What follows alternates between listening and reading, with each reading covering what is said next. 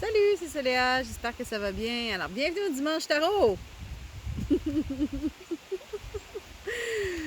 qui est le lundi pour la semaine du 14 au 19 juin. Moi, je pense que je vais revenir au dimanche. On dirait que c'était plus fluide, puis en tout cas, je vais m'organiser, là. Mais je réalise que peut-être qu'inconsciemment, j'ai fait tout ça parce que je voulais faire un tarot le jour de ma fête. Aujourd'hui, et oui, 43 ans aujourd'hui. 4 et 3, l'empereur et l'impératrice. Oh, il y a une carte qui vient de sortir. L'empereur et l'impératrice, le couple divin qui prend la matière, qui prend l'intangible et le met dans la matière. 4-3. Moi, je pense que je vais faire ça cette année. En tout cas, on va voir. Donc, si c'est la première fois que vous êtes là, bienvenue. Si vous êtes là chaque semaine, je suis contente de vous voir. Je suis à Hinchinbrook, enfin à la maison. Je profite de mon ruisseau. Je passe une belle journée relax. J'ai fait une sieste. Je sais pas pourquoi je fais des siestes genre de 10 à midi. Quand je me lève, je déjeune, je vais siester, mais c'est parfait. Beaucoup de privilèges de femme enceinte, alors j'en profite parce que moi j'aime ça les privilèges. Bon, sur ce, on y va tout de suite. Roulement de tambour, semaine du 13 au 19 juin, ça ressemble à quoi pour les énergies de la semaine? Donc une carte, une seule. Ben, je dis une seule, mais c'est pas vrai parce que je vais en mettre tout le temps 2-3 pour agrémenter, là. Mais ça va me donner une tendance là, vers où ça s'en va. Et si jamais vous voulez un tirage en privé, ben juste à m'écrire, puis ça va me faire plaisir. Alors, qu'est-ce que c'est la carte? Ouh, la carte du miracle. On a la tempérance. C'est des petites cartes, des mini-cartes. Merci Mylène, c'était mon petit cadeau de fête. Donc, on a la carte de la tempérance ici. On a un bel ange qui transvide. On l'a eu il n'y a pas longtemps, mais ça, la tempérance. Il y a quelque chose qui est très fluide en ce moment, en tout cas. Je ne sais pas si vous la voyez, là. À transvidas, entre deux cruchons de l'eau. Donc, le 14, la tempérance, ma mère, elle dirait, c'est la carte de la communication.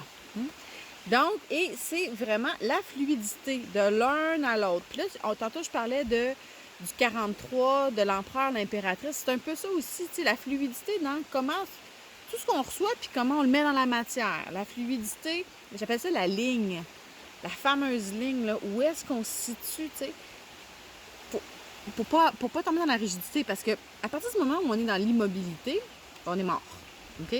J'ai déjà expliqué le principe de la balançoire. Tu es une balançoire avec deux de tes amis, tu sais, les balançoires de même, là. Puis là, ben, t'es jamais droite, même quand tu essayes. Il y a tout le temps cette espèce de petit mouvement-là.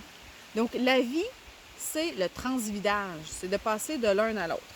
Donc, on a la belle ange demoiselle qui transverse d'un bord puis de l'autre avec l'eau, la fluidité. Donc, au niveau émotif, peut-être que cette semaine, vous allez sentir des choses qui vont monter, mais juste laissez-les vous traverser. Laissez-les d'y aller d'un bord comme de l'autre. C'est un peu ça que je dirais. Puis, relié à la communication, mais vraiment quelque chose qui est fluide dans la communication aussi. On a deux serpents qui viennent aussi s'interlacer ici dans le bas, là. Ils sont bleus, par exemple, ils sont durs à voir, là. Ils se font comme des petits câlins, OK? Le serpent qui représente la transformation, la renaissance, mais qui représente aussi l'agilité, c'est la capacité à réagir rapidement. Donc, moi, je vois vraiment, là, tu sais, quelque chose de délié. Peut-être que si vous vous sentez un peu pogné dans votre corps, c'est un bon moment pour commencer à faire des étirements, ou commencer à faire votre yoga prénatal si vous n'avez pas encore commencé, genre, des affaires de même, tu sais. Tu sais, je suis vraiment de même. Puis en plus, je suis au bord du ruisseau, là. Écoute, c'est thématique, mon affaire. J'avais pas prévu de pogner cette carte-là. Puis qu'est-ce que ça nous dit au niveau des Dixit? Ça me dit juste une carte